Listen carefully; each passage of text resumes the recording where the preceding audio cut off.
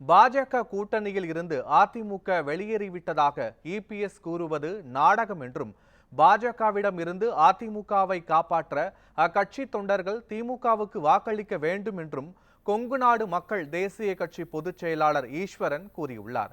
சேலம் மக்களவை தொகுதி திமுக வேட்பாளர் செல்வ கணபதியை ஆதரித்து சேலம் மாவட்டம் மஞ்சுகாளிப்பட்டியில் அவர் பேசியவற்றை மகாயுத்த மேடை பகுதியில் காண்போம்.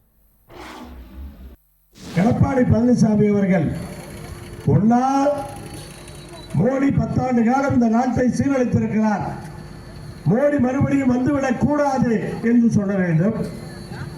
அல்லது மோடி சிறப்பாக ஆட்சி நடத்தியிருக்கிறார், ஆனால் மோடி வெற்றி பெற வேண்டும் என்று எடப்பாடி பழனிசாமி சொல்ல வேண்டும்.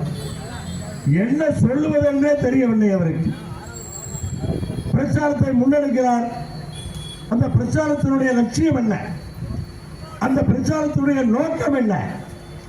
அப்ப என்ன, எடப்பாடி பழனிசாமி பிரதமர் ஆகிறதுக்கு இங்க தேர்தல் நிற்கிறாரா, தேர்தல் பிரச்சாரம் செய்கிறாரா?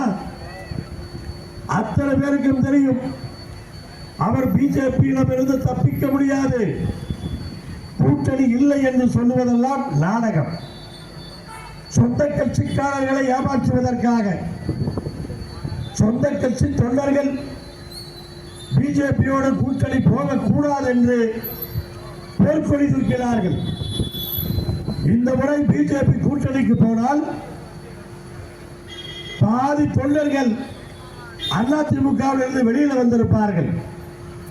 அதை காப்பாற்றிக் கொள்வதற்காக இன்றைக்கு பிஜேபியிலிருந்து வெளியே வந்தது போல நடிக்கிறார். தேர்தலுக்கு பிறகு நீங்கள் மோடி ஆதரிப்பீர்கள் என்று சொன்னால் சொந்த கட்சி தொண்டர்களுக்கு நீங்கள் துரோகம் செய்யவில்லையா?